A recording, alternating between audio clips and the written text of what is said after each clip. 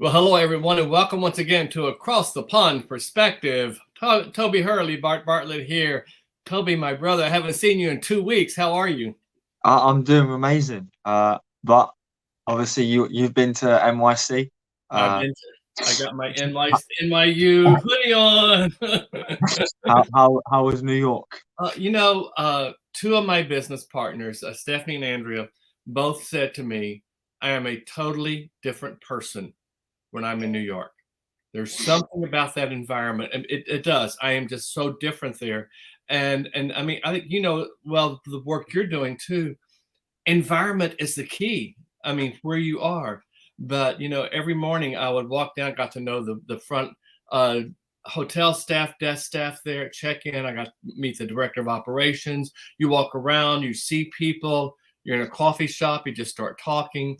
It's just a very different, very cool environment because here I live in the suburbs and I don't even know my neighbors' names because everyone just kind of stays in their house, their own thing. But in New York, you're always out among people, And one of the coolest things, some of my business partners came the day after I did and met them. We walked down to Times Square. We're just looking for a pizza place to get a slice of pizza. And there was a group of street performers, and they were doing break dancing and doing flips over things. And so we stopped and I started, recording it. And they put this little kid out there and he jumps over this kid and we're like this. And then all of a sudden he goes, "Hey, tall white man, come here." He points toward me.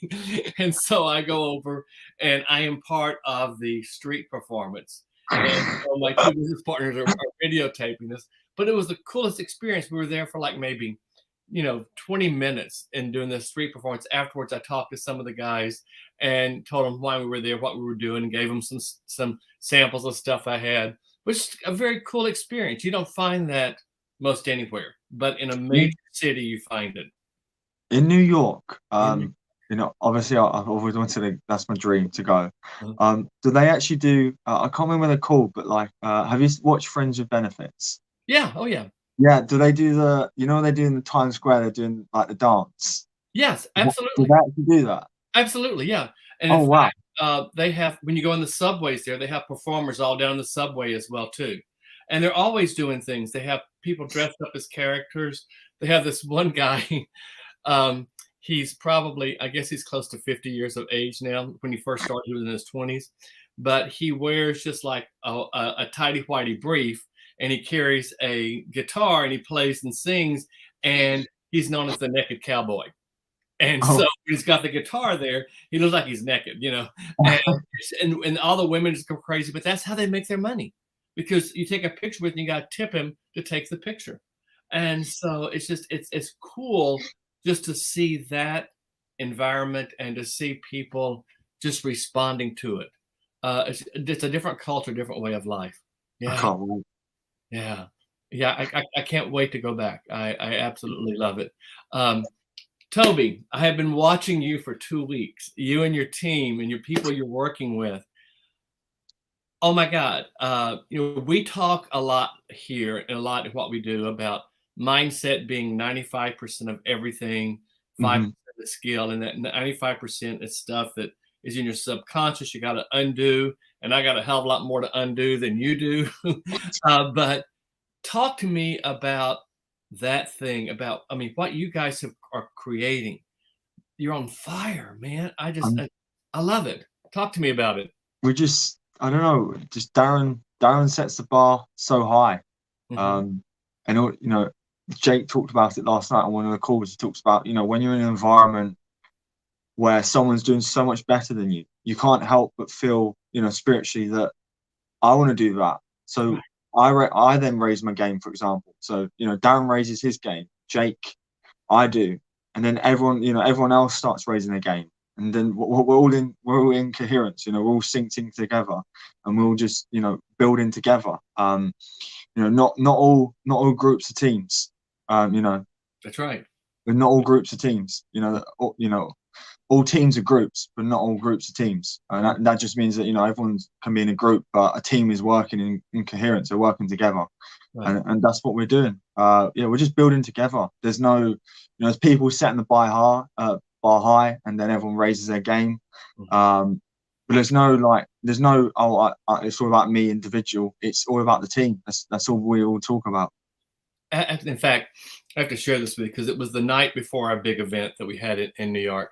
One of our business partners invited several of us over to her house for dinner and to just sit around and mastermind and talk. And her husband made the most incredible chicken wings, and they had macaroni and cheese and a seafood salad and this amazing cake. I mean, just a great night of sitting around. But we talked a lot. I did a lot about just learning from you the short time I've known you and seeing what you guys are doing and how that is a different mindset. And this may be a bad analogy, but here's the analogy I came up with. So it's like watching television. Maybe you're stuck in watching something like I Love Lucy or Andy Griffith or one of the classics. Those are classics out there, and that's your mindset. You enjoy that. But over here, you've got Stranger Things and Ozark and all these other ones. And it's a whole different mindset because they're telling a different level of a story. It's in color versus black and white. The complexity is there, and it makes your mind even start to think, because over here you realize in 30 minutes everything's going to get solved, everyone's going to be happy.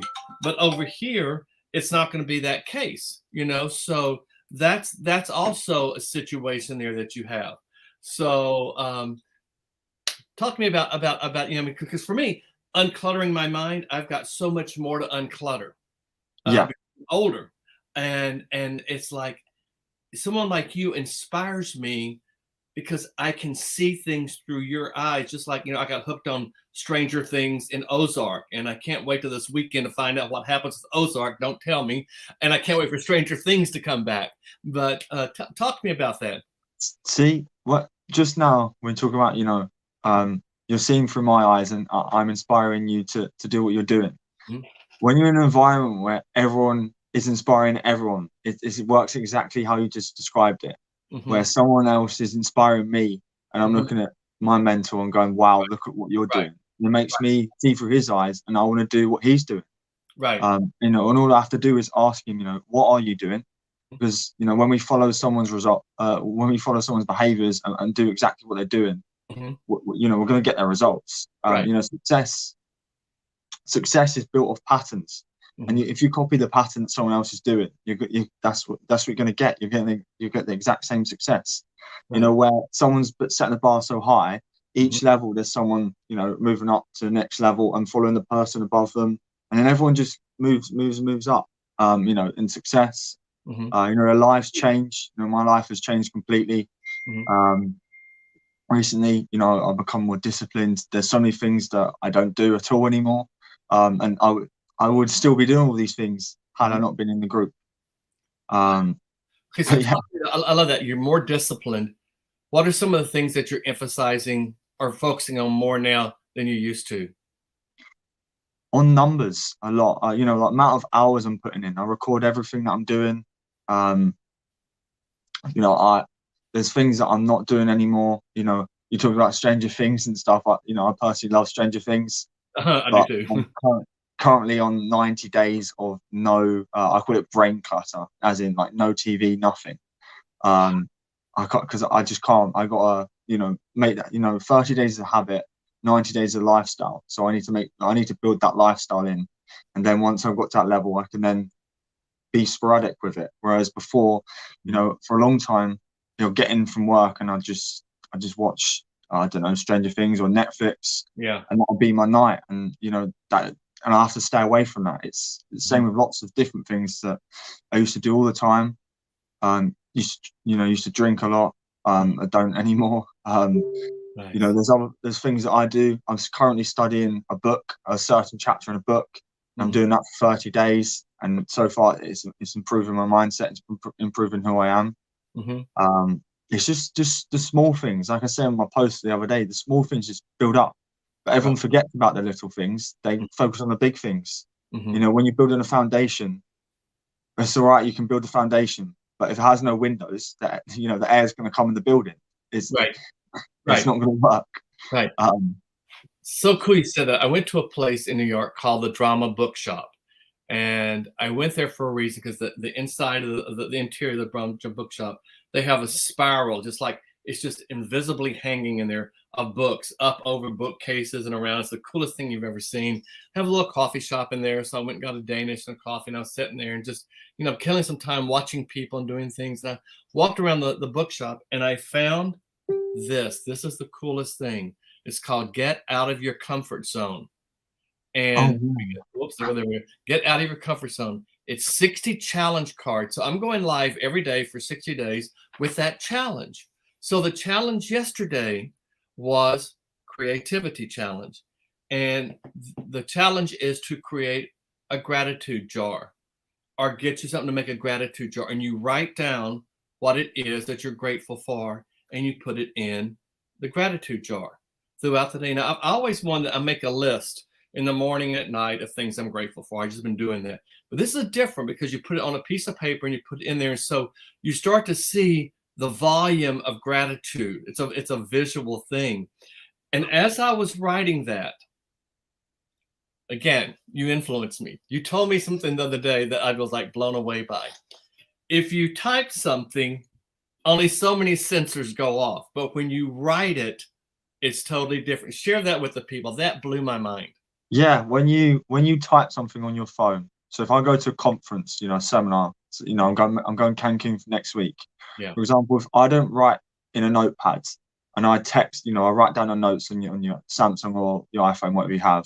If I write down, if I key it in on a keyboard, only eight neurons, 8 sensories been sent to my brain, and that's to do with memory. Whereas when you write it, 10,000 sensories are going to your brain. So you've got it, because I heard this before. When you're thinking, you're inking. So with think, the end word is ink. So when you're inking, you're thinking. Oh my God, I love that. 10,000 sensories that have been sent to your brain. You're inking and thinking. Wow, I love that kind of stuff. That's cool. In fact, I just recently bought me an iPad for my iPad because a buddy of mine, when the very first event we went to, Rudy had it, and I was like, that's the coolest thing. But you write on and with the pen, and then it converts it to text, and then you can put it into formatting, for whatever. And I'm like, okay, this is cool. This is too cool. So that's a way. But I have like journals. Talk about going to Cancun. So I've got 2 of these already. These are from the company. And so not only do I write in them, but then I take screenshots and I put things inside of here too that go with it. With it. And so is that a book? What's that? Is that a book with screenshots from your iPad in it? Yeah. So over here I'm taking notes, but then if it's something like these are screenshots that go with it. So I'll have it here and then I'll leave a page to put the screenshot next to it. So I'll remember where I heard that or saw that. And if I'm at an event, let me find one from an event that I may have done. That is amazing. Yeah, it's just cool stuff that, some of the seminars were up and stuff. We just do it. And so anyway, it's very cool. And, the company sells these journals. And so I have on my 3rd one now, and I do it on purpose because to me, it gives this ownership that we have here. But then I don't know if I have it close by. I do. This is my personal journal. And this is my vision board that I put on here. So this is New York. This is where I'm going to live. This is going to be the view out of my penthouse. This is it. And so inside of here, are things, once again, that I may be doing. Then maybe some screenshots with it as I put things through. But there's the writing over there. I did not realize what it was because I got to where I was getting lazy and I started, because I have dual monitors, I would take a screenshot and put it over here and I would type in what it was. That I was 9,990 sensors short of what I should be doing. That's right. It's because technology is great and it makes things easier, but it also takes away some of the most important things that we should be doing. We should be writing things down. Yes. We shouldn't be it's too easy to type it out. It is. That's why there's only 8 sensories going to our brain from it. Yeah. We're just typing's easy. Just click a couple of buttons. When you're writing, it's just different. It feels different as well. I don't know if you noticed that. When you're writing something, it's just True, because when you're writing it, there's an emotion attached to it. and there's a thought. You put more of a thought going in your head rather than you're just typing out some words. Absolutely. It's funny you say, because it just came to my mind. One of my pet peeves is I hate when we're in these like WhatsApp chats or any other group chats, whatever, and people leave a voice message. I'm like, no, don't leave a voice message. I got to stop and listen to you now. That's I'd rather you leave a comment, but the more powerful thing to do is, like you said, just write it down. That's me. You just described me. What, voice messages? Yeah, when I'm talking to my mentor and I've got a bit to say, Right. if I don't have time to call him, because he's busy or whatever he's doing, being productive, I'll send a voice note, about a 40-second long voice note. So Right. if I started sending them to you, I'm getting using like that. No, and that I do the same thing. So we have these ongoing chats, and people are responding to things in the chat. And then someone just does a voice message that's like 20 seconds long, 10 seconds long, and it's just, yes, I agree with that. Okay, so I stop what I was doing, listen to you say, yes, I agree with that. Just give it a thumbs up. Do something. Do an emoji. Yeah, I don't do that. Yeah. But I do the other too. I mean, like if it's a lengthy one, because there's something with that too. Your vocal inflection then also shares the importance and describes to the receiver how critical this may be to you. Whereas you just type it, it's left for the unknown. Yeah. I saw a quote this morning, and again, I thought about you and your team. I've been following a young man named Emmanuel Acho, and he's a sportscaster here. He played professional American football, went to the same university I went to, and he wrote a book called Illogical, which I've talked about before. I just love that book. But his quote today is, leadership is not based on how much power you have, but how well you empower those around you. Wow. Yeah. And I thought about your whole team, and as I've been so grateful to be part of that from a facilitating point of view, to see what is transpiring and taking place. And when Jake hit the rank of diamond in our group, to see all the people that's underneath him, like you, like Liam, people that I've gotten to know, and then Marianne with Desi, Marianne from Sweden. It's like, when I saw what Emmanuel put out there, that's exactly what they're doing. They're empowering all of you. Yeah. And Holton Buggs, our CEO, made a comment. He said, it's not about mentoring, it's about modeling. You see what someone does and you model after them. That's what flavor. And that's what you guys are doing.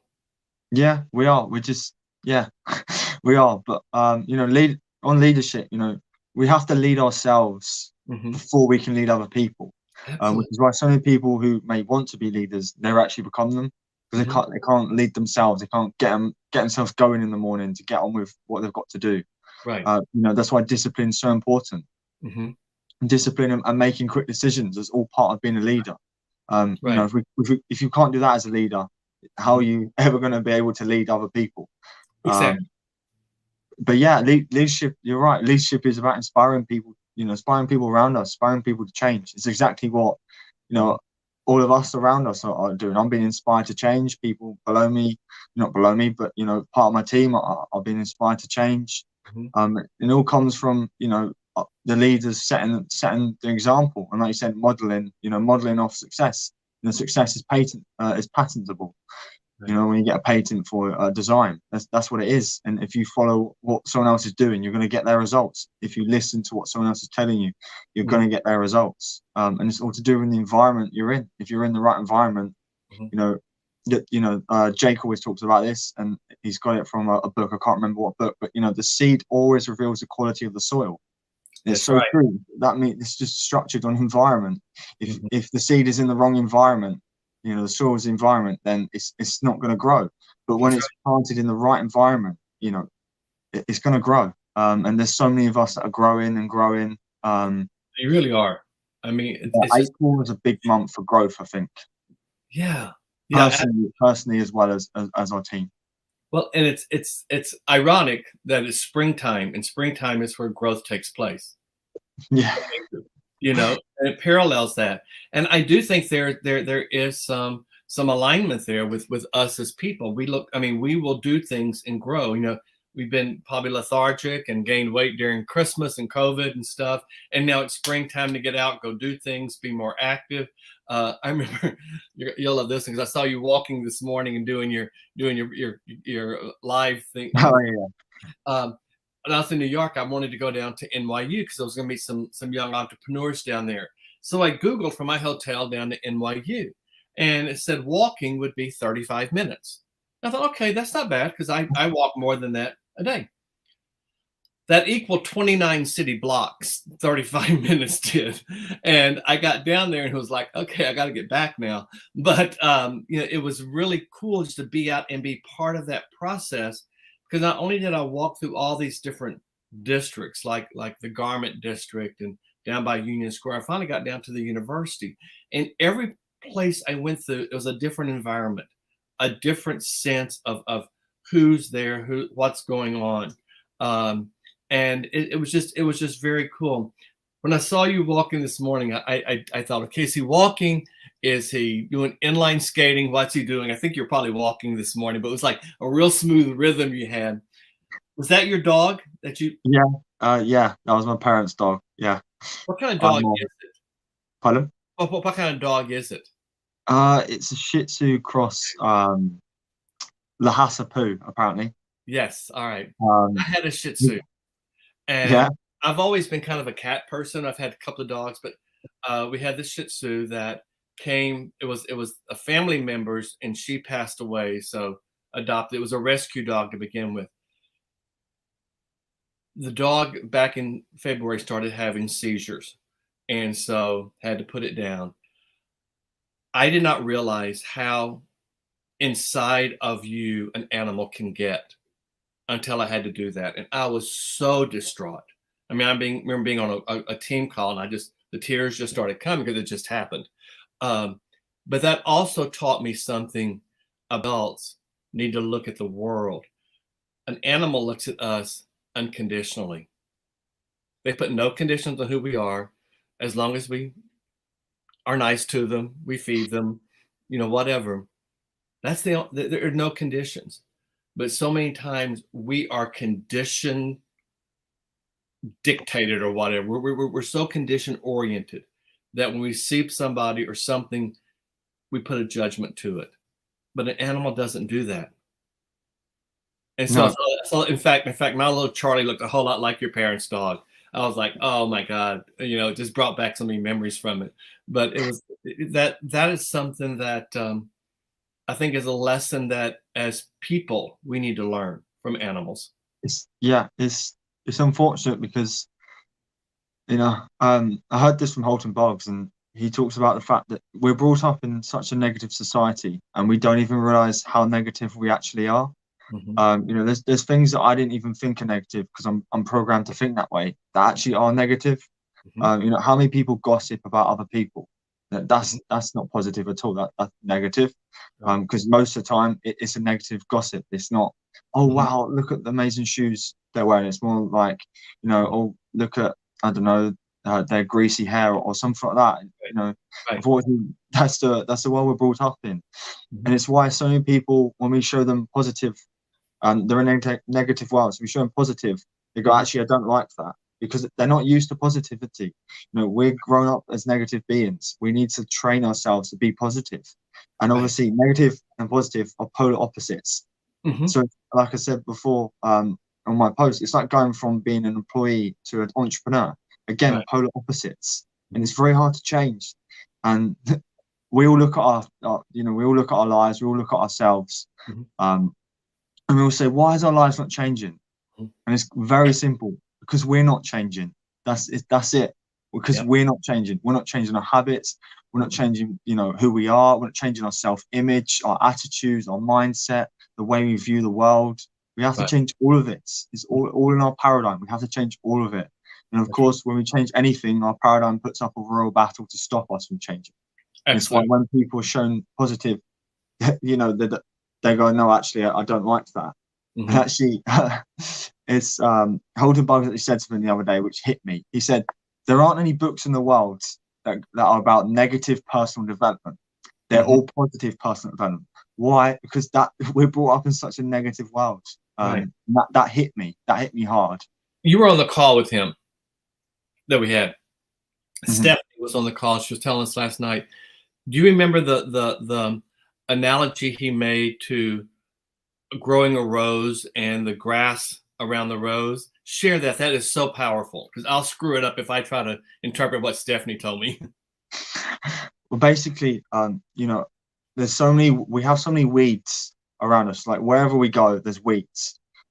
And the weeds are jealous and envious of stopping the rose from growing. And that's why some people never become a rose. They never grow into this different person, because the weeds around them, they could be people, the environment, anything around them.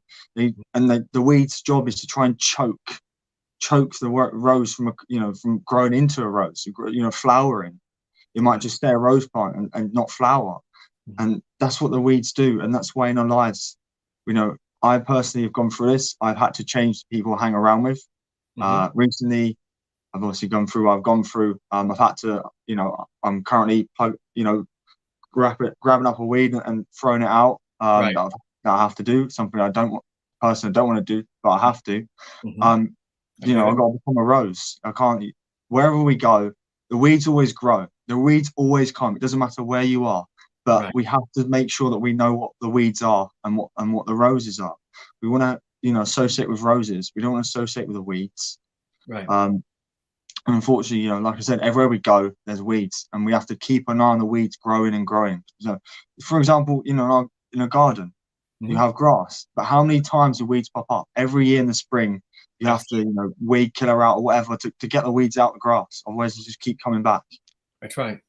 Wow, that's what you're talking about, negativity, and what Holton talked about negativity. And I heard Jake yesterday mention one of the things Holton talks a lot about, and that is, even as an infant, one of the first words we hear is no.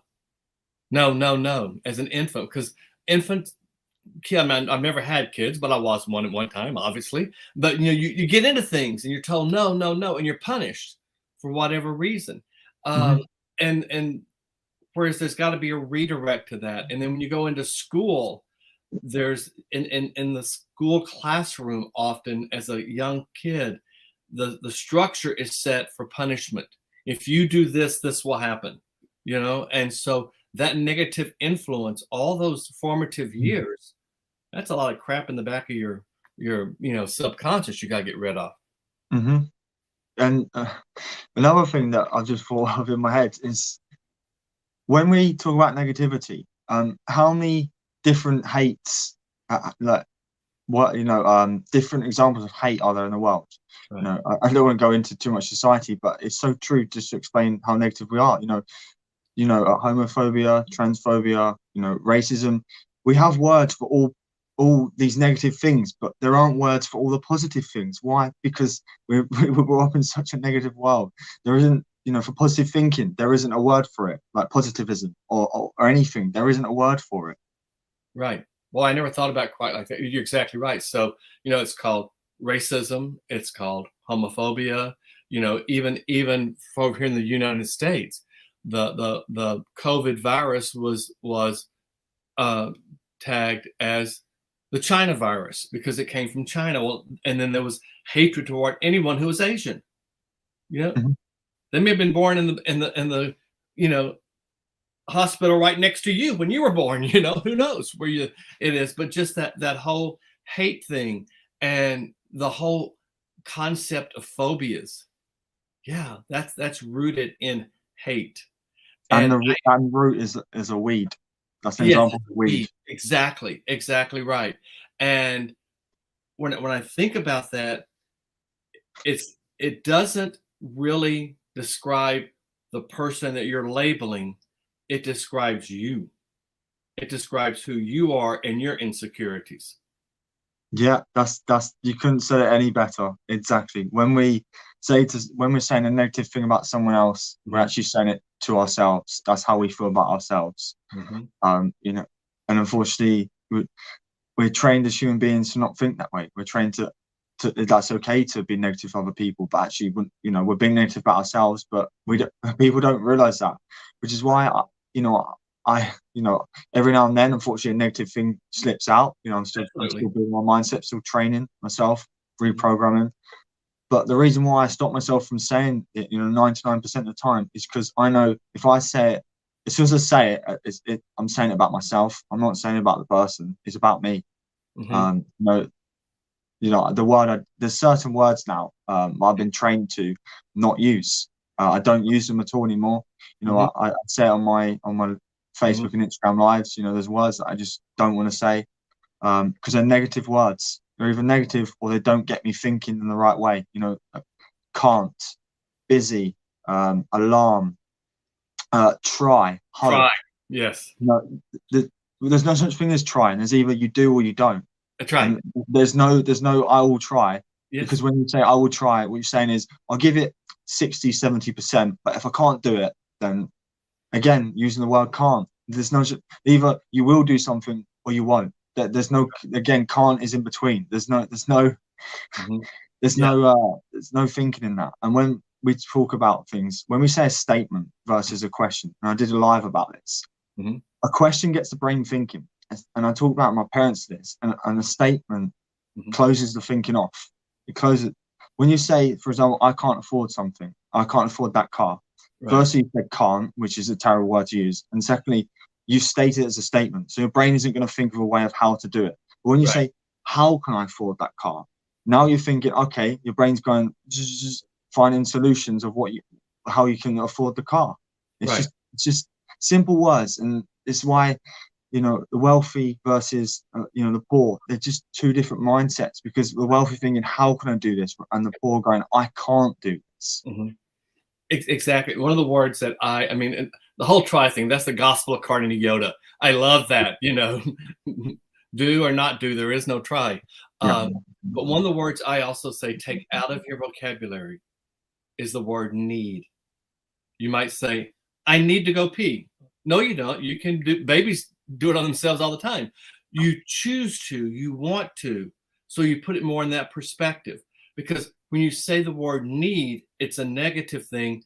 Needy people. You already labeled people who can't make it.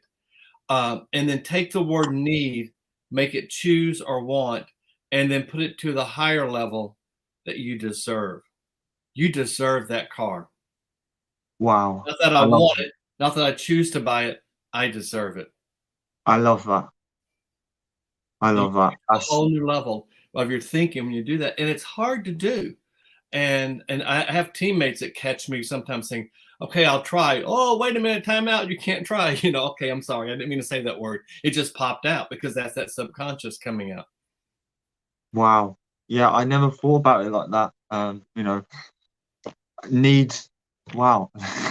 Need is another word that obviously we shouldn't be saying. But a word, like I said earlier, that I don't say is busy. And I swap that for productive. When people go, I can't today, I'm busy. Obviously, as I said, two words that I don't agree with, but I say, oh, sorry, I've been really productive today. Maybe tomorrow. You know, I'll change the way I'm saying. I'll just change it, because when you're saying you're busy, you know, sometimes we lie when we say we're busy because we're just sitting on our phone or doing this or doing that. But when I say productive, it gets me thinking, how can I keep being productive? How can I stay productive? Rather than, you know, how can I stay busy? Oh, I'll go eat a biscuit, or I'll sit on my phone. You know, it's just different. I feel like busy, again, is a negative word because you say I'm busy working. I don't like, not too keen on the word work either. It's because I'm an entrepreneur. I work for myself. You know, I'm being productive for myself. Working is such a negative connotation because everyone has to go to work. I love that. I'm productive. I mean, when you just said that, and I mean, so often the people text me, one of my business partners, how was your day? Oh man, it's a busy day of running errands. I need to change that. It was an eventful day. There you go. Yeah. It was an eventful day. But okay, that's another one I'm working on. I mean, guys, that's what we do. We just one of the things I love about this community we're part of, and someday very soon, maybe over the summer, maybe in the fall, when we're all together again, Toby and I'll finally meet face to face, and God knows what it's going to be like for everyone else around us. We should be talking all the time, but that's what we have here. We have a community of people that are truly supportive, and people often ask me, what is it you guys really do? And, my response often is, we empower each other to create the life we deserve. Mm-hmm. We empower each other to create the life we deserve. And we empower people to inspire other people to change. Exactly. Everyone who's part of our group, all of our groups, if we didn't like to help people change and impact people positively, then we wouldn't be in the environment we're in, because that is, that's our main goal: change as many lives as possible. That's right. Show people, show people how to shed their skin, like a lizard, like a snake. Shed their skin, shed that old skin, get rid of that skin of negativity. Exactly. Go from being, going from being a caterpillar to a butterfly. Go from being a seed to a rose. Just become a different person. Get rid of that negative programming. Get rid of it. You don't need it. Just shed it. Remove it from your life. Yeah. Well, one of my favorite quotes is, just when he thought he was going to give up, the caterpillar turned into a butterfly.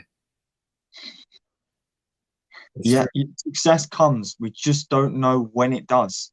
Yep. And this is why so many people fail, because they focus on the how and the when rather than, I know it's happening, so that's all I need to know. I know it's happening. That I don't need to focus on when or how. I let the universe, or whoever God or whatever you call it, I let my faith in them sort that out. But I know it's happening, and I have a burning desire that it's happening, and that it will happen. It will happen. And on our group, and Napoleon Hill has a big chapter on it about masterminds, mastermind group, a group of mastermind. It's, as an entrepreneur on your own, I've been there. It's not, you can succeed. Of course you can succeed on your own. There's many entrepreneurs who have. It's just much easier and much more effective, and you can grow more and more and quicker when you're in a mastermind group, is what Napoleon Hill talks about, where you're all in harmony, and you're all in symphony, you're all on the same purpose as each other. And like we just said, we all want to empower other people to change. We want to empower ourselves to change. And that's what, we're masterminding. When we do these events like Cancun next week, we're masterminding, we're coming together to affect great change. Absolutely. I can't tell you how many times I've been at an event that there's people that's not part of my business partner circle that I work with on a daily basis, like yourself, that I then connect with and we work with. And, and there's a young gentleman by the name of Kareem Muhammad, who's a big part of the trading platform and one of the top traders. And he saw me in Atlanta, had seen me on some of the calls, and we started talking. And then I saw him again in Houston, and I said, "Where are you staying?" And he just laughed. He said, "I had a hard time finding a hotel room." I said, "Oh," I said, "Yeah, they book up quick." He said, "No." He said, "The hotels wouldn't let me in because I'm not 21. He's 19. He found a hotel that would allow him to check in by himself at 19. And my first thought is, Kareem, you're not 19. I mean, this guy is so incredibly successful and so mature. When I was 19, it was the bars I was trying to get into, it was me doing something and in college having a good time, but his focus was so much over here. And I'm like, I got to learn from you. Yeah, I got to learn from you, because it's a whole different mindset. I mean, just like yourself, it's a whole different mind. You already have the door opened to a future many of us don't even consider until much later in life, because we've been programmed to do something else. Yeah, we are. When you talk about maturity, maturity doesn't always come with age. Exactly. Some people mature at different rates. Some people don't mature till they're 30 or in their 40s. Right. It all depends. It all depends ourselves, really. But yeah, I'm very lucky, and I'm very grateful that I have the mindset I have. But I have a lot, and I mean a lot, to learn. Bob Proctor was 87, and he was still saying, "I'm a student." 87. He's he's he's helped millions of people change their lives, and he Mhm. was 87. He's still saying he's a student. So I will never say I would never, call myself a teacher or anything like that. I'm a student. I'm a student for life. Mhm. Personal development's a never-ending circle, like in Lion King, circle of life. In Right. real life, it's a circle of personal development. It doesn't change. You just keep going, keep going. That's The right. circle just gets bigger and bigger and bigger. Mhm. It's the circle of life. It Life. is. It's the circle of life. We saw it this week. It is the circle of life. And you said about the 87-year-old, things happen. I'm one of those people that I will see something and it impacts me and it stops me cold. And I'm like, okay, I can do that. And it happened a few years ago. I was watching the Oscars and there's a movie out called Call Me by Your Name. One of the most poetic, beautiful stories I've ever seen told. The screenplay writer is James Ivory. He won his very first Oscar at 82 years of age and walked up on stage at 82. And I thought to myself, I love to write, and I've had this story inside of me for some time to tell.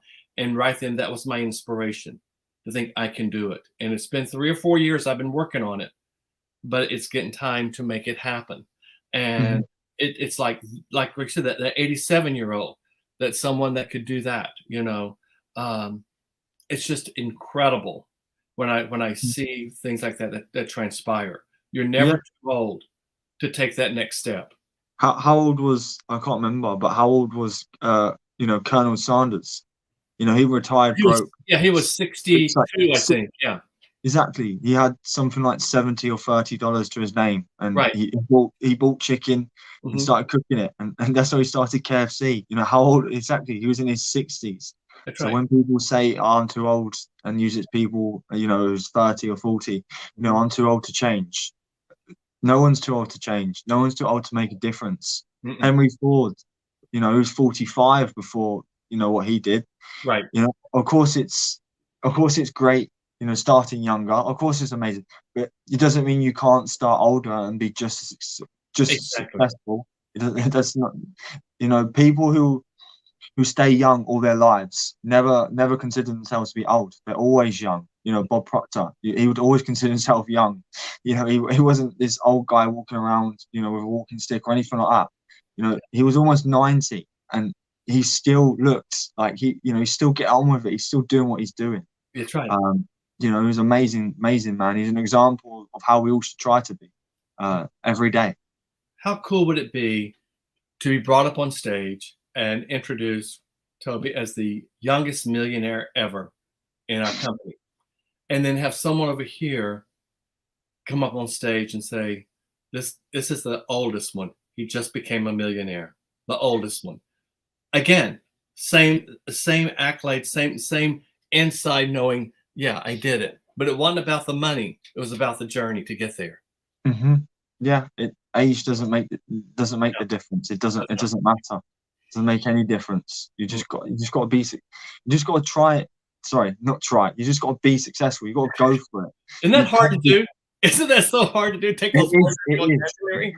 It slips out sometimes. But we just got to do it. We can't wait around, hoping for it. Like I said, hope, another word. There's no such thing as hoping for something. You Mhm. just go on and do it. Right. And any excuse that we give, it's just a distraction. Any excuse we give is just a distraction. It's just our paradigm, boiling out loads of excuses. Right. And something that I got told the other day by Holton was, put your for sale sign up of excuses. Put out for sale. Put out for sale. Put down your for sale sign for excuses. Put it down. Stop selling yourself on these excuses. Mm. Stop. Just get rid of them. Stop thinking about them. Wow. It's Wow. just, yeah, he's just amazing guy, Holton. Love And hearing him talk. the thing that I marvel the most about him is I see where he is today.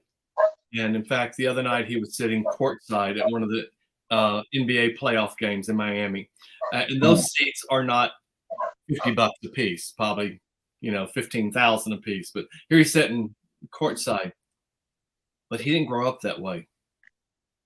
He grew up in the projects, poor, but his mother never let him believe he was poor. His mother taught him from birth you're someone of empowerment. And he continued with that, and he's doing the same thing with his son, with Trey, who's an amazing artist.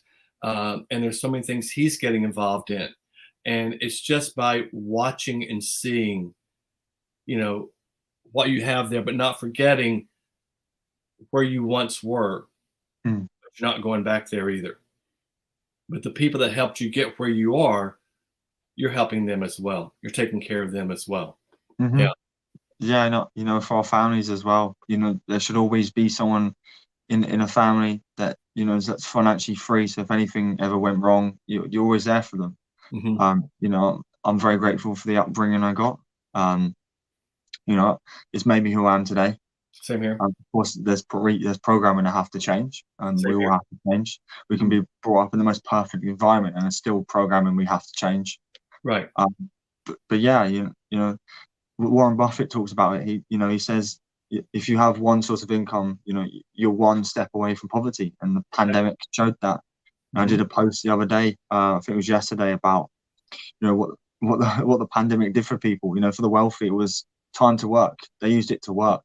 That's right. Unfortunately, more people use it to sleep. And that's just the different mindsets. Is why mindset is so key. It's why my brand, Future Entrepreneur, the actual the tagline is success is created in the mind, because it's in the mind before anywhere else. Right. There were here in the States during the COVID, we got a stipend, incentive, whatever you want to call it, from the government just to help make ends meet, because a lot of people were out of work, and you either got $600 or $1,200 or whatever. And I remember a lot of people in our group, in our business partner group, were so excited about getting that, because then they were going to be able to do this and do that and buy this and buy this. And I thought to myself, my mindset was, I didn't have that money to begin with. So I'm getting that money. I'm going to invest that money. I'm going to put it somewhere else. I'm not going to go out and spend it, and if I didn't have them, if I needed that money to make ends meet, and that wasn't coming to me, what would I do? And that's what I should be doing anyway. Mm-hmm. Yeah, it's just wealthy people, different mindset, and investing in assets. You don't have to be wealthy to have a wealthy mindset.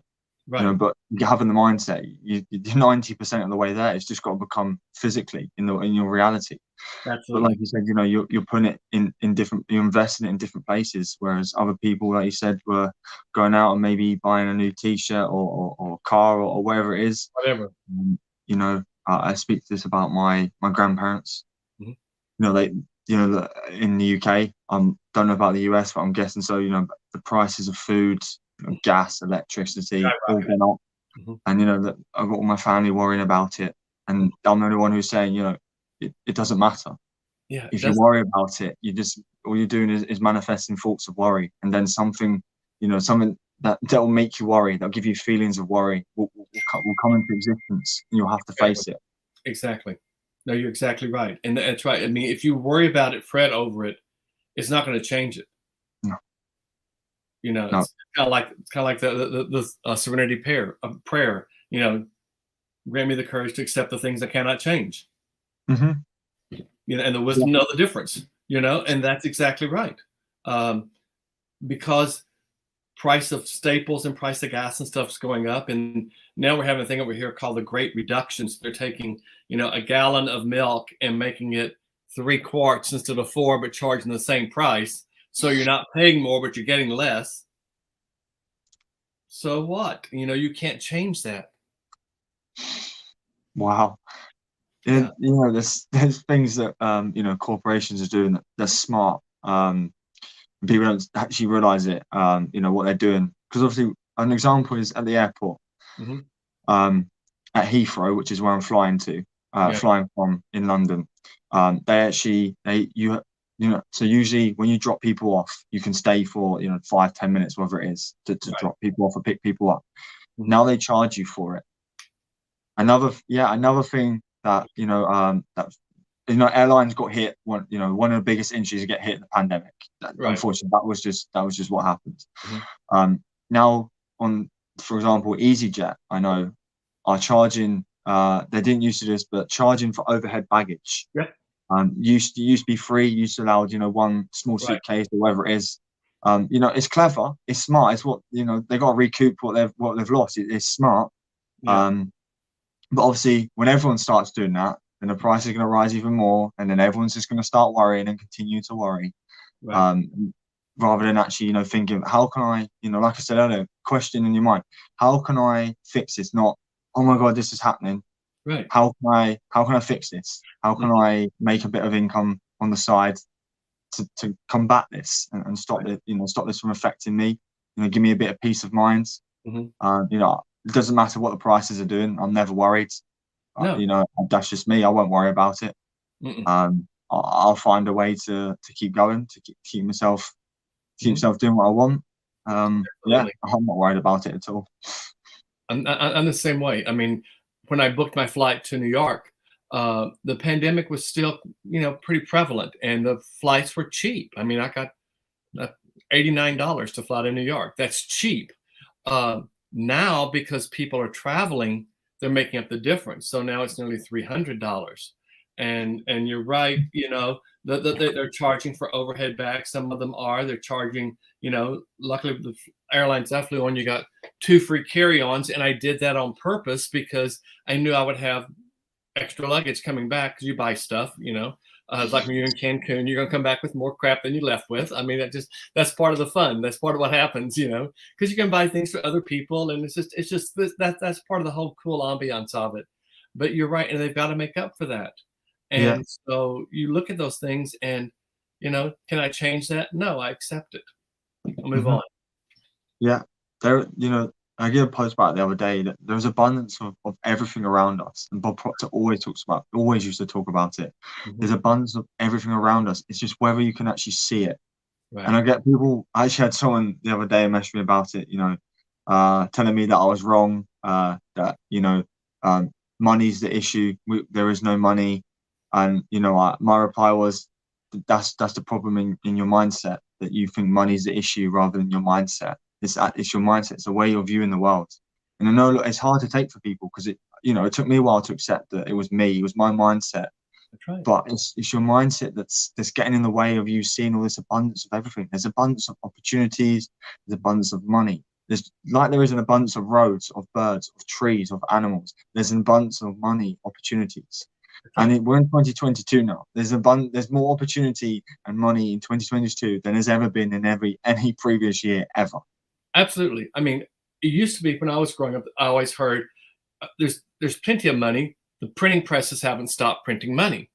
Well, today, so what if they stop printing money? We have digital currency now. Yeah, There is an yeah, abundance. There is an abundance. there is an abundance. And we have found a way to take that digital currency and make it totally universal. Yeah, yeah, There is an abundance. It's just your mindset to put you there. Yeah. yeah. Like I said, an opportunity, for example, Mm-hmm. is when we're talking about digital currency. I'm guessing one of the currencies you talk about is, crypto. Bitcoin, Ethereum, Solana, Cardano. Yeah. That's an opportunity to invest in. Like we were talking about earlier, again, it all links in, where you're talking about, you got all this money and you invested it, whereas people going out buying a car on finance or whatever they're doing.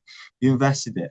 This is an opportunity, a big transfer of wealth, Right. an opportunity in crypto, not just crypto, Mm-hmm. in NFTs, all in the online space, the metaverse. There's Yeah. people making money in the metaverse. There's people ordering Deliveroo and stuff like that in the metaverse. It's amazing. It's amazing how all these things work. But this is an opportunity again. Mm-hmm. And I don't want to go too much into investments, because we're more about mindset. But for example, right now Bitcoin and crypto is all down. They're all down on the stocks. On their the amount they're worth. Right. And people don't see that as an opportunity. It's not And true. that's the difference in mindset. I see that as a massive opportunity. And so does all the wealthy people, because they know what wealthy people see before the masses see.